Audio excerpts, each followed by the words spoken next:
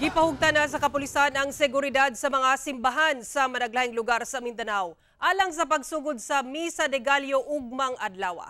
Ane report ni Efren Mamak. Gibana-bana ang anaa sa 1,000 ka police personnel ang ipakatag sa Zamboanga City Police Office aron magbantay sa seguridad sa mga simbahan sa syudad alang sa pagsugod sa Misa de Gallo ugma December 16.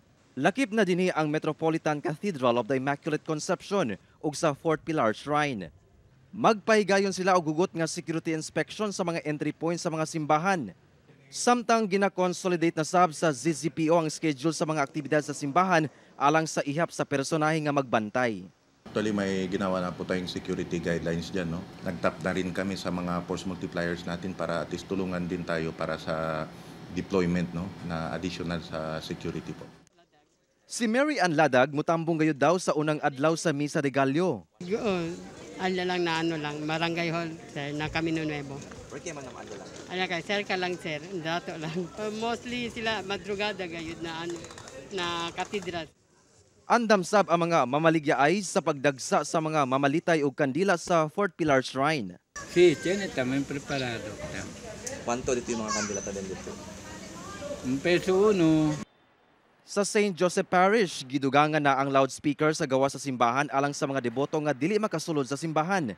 Giplaster na sab ang plastic chairs sa gawa sa simbahan. Gilimpyuan na sab ang St. Anthony Maria Claret Parish ug giayon na ang Belen alang sa pagsugod sa Misa de Gallo.